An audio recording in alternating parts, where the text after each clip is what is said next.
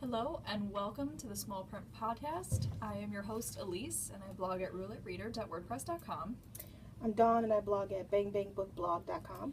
And today we have a special guest. Our coworker Madeline joins us today because she is a long-weathered Harry Potter fan. Fair. I don't know what long-weathered means, but it just came out. We're running with it. My books are. So today we're going to discuss kind of our first impressions, why we read the series initially, some background history, and then we'll talk about differences between the book and the movie. Did we say we're rereading Harry Potter? We will. Okay. Yeah. All right, let's get started. So, since Dawn started us off, we have decided to reread the series because I have not actually read all of the books, which I know is like a crime to humanity if you work in the library industry. I crime think it's against a crime humanity. against humanity for Right. anybody. I Not guess. necessarily librarians. Well, seeing as I'm supposed to like be a champion of YA literature and not having read the series is a little bit embarrassing, I will say that. I read the first two books because when I first started working here, a coworker gave me the first one, and then I got to the second one, and then just didn't keep going with it. Yeah, so that same coworker just kept bugging me, and I actually I watched the movie. Well, I watched Deathly Hallows Part 1 first, like a dork. Random. Because we were celebrating the release of Part 2, and at libraries, you have to do a party. Right. So I was like, yeah, I don't need to watch all of it. I'll just start with Part 1. And I was like, How whoa. seriously was this? Oh, that first scene with Nagini, and I was like, this is a kid's movie? Yikes. So then I was like, okay, let me go back and watch them again. But still didn't quite get it. And then I read them all, and that was like 3 years ago. I had seen all of the movies pretty much before I started reading the books. I have a friend who's obsessed, and she dragged me to the midnight showing of the last movie. But it wasn't like your situation where I hadn't seen any of them yet. I saw the fourth one first. I saw Goblet of Fire, the movie first, which is weird. That's also odd. Yeah. So, why are they competing? Yeah. I'm so confused. Who is this snake-looking guy, and why is he killing people? And yeah. Men? I have actually read all the books. I read them multiple times, actually holding a copy that's tattered beyond, repair at this point. But I've seen up to 5 in the movies because I wanted to watch them all in theaters, and then I dropped the ball on 6, and then so I never watched the rest of them. And I want to watch them all in order. So eventually I'll get to it. We need to just have a movie marathon then. Well, that's what we're gonna do when we do the reread. Yeah. Mhm. Okay. Oh, I Yeah. guess I'm invited. Yeah. Yeah. I'll totally do it. That's so funny. All right. So, I'm in the Slytherin house. Dawn, I'm Slytherin. I'm Elise, and I am in Ravenclaw. And Madeline is a Gryffindor. I don't get to meet too many Slytherins. It's a little sad. I feel like weird. I don't know. I feel like everybody I know is a Slytherin. Alyssa's a Slytherin. No, she's not. She's Yeah, Gryffindor. No, she She's a retook the Slytherin. test and got a Oh. Slytherin. Yeah. Mhm. Yeah, I was shocked about that. I was like, I'm are not you at sure? all. I keep wanting No, to I was shocked that she first was Gryffindor. Oh, yeah. I was like, I still consider myself a Gryffindor more than anything else, but I just wish it was real. Yeah. Just, there's no choices. No, I am straight up Ravenclaw. Yeah, I've taken the test 3 anything. times. Every time I got the same thing. All right, so we will start with our first impressions of the reread. And you go first, Elise.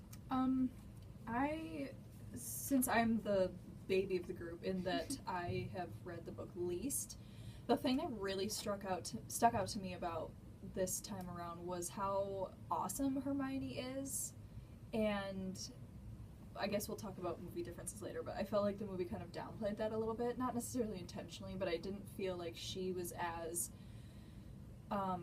incredible in the movie, at least this first one. But rereading this, I was like, oh my god, like, I love her, she's amazing. And there was some stuff with Snape that really was surprising to me that I did not catch the first time around, so rereading it was good.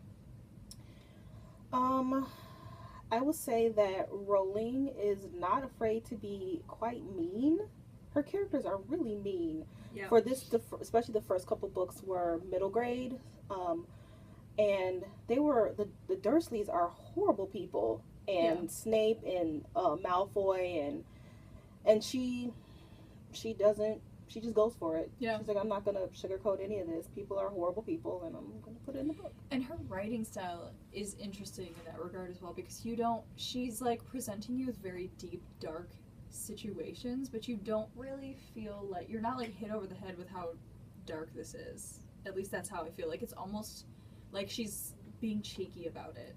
She gives details enough. Right. You get the picture. And that's kind of all you need to go on, because it's still, you know, as we just discussed before we started recording, it's more of a middle grade book. Mm-hmm. You don't want to do that, but they'll understand how depressing sleeping under a ratted blanket is on a shack in the sea. Mm-hmm. Like, that's dark enough on its own. Why talk about how cold he is, or how depressed he is, or how scared he is? Yeah, she doesn't wallow in the sorrow, if you will.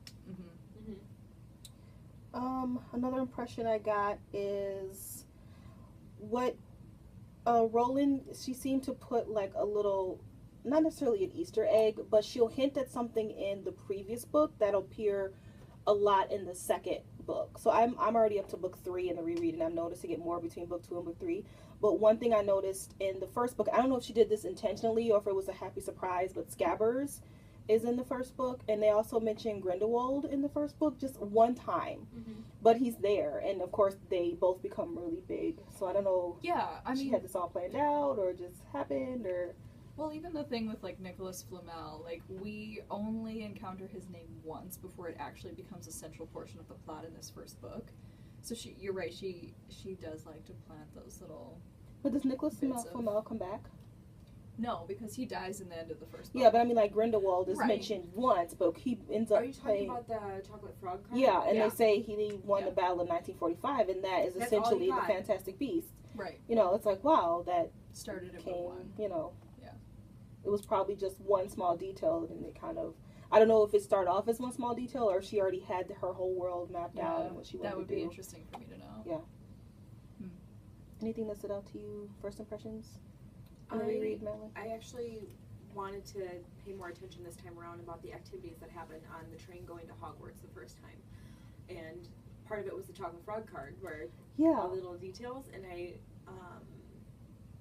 kind of looked into what wizards and witches that Ron was mentioning he had collected. Yeah.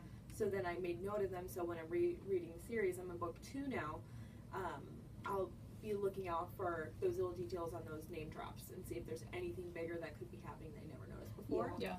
And rereading the series this time, because it's really nostalgic for me. It's been about 6 years since I've read Sorcerer's Stone, and it's really interesting to me how easy it is for me to remember how things were written word for word. Once I'm reading them, I will know what is at the end of the sentence because I've read the book so often. Mm-hmm. And I find myself smiling even in really dark parts because I just remember myself reading it when I was a child.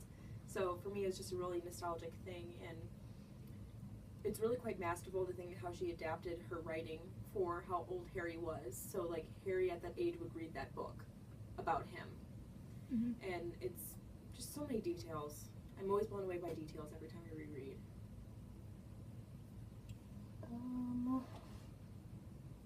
Differences? Well, let's stay on this because I think you only get 15 minutes and we're running pretty low. Well, then let's stop it now. I don't have anything else to say for 7 more minutes.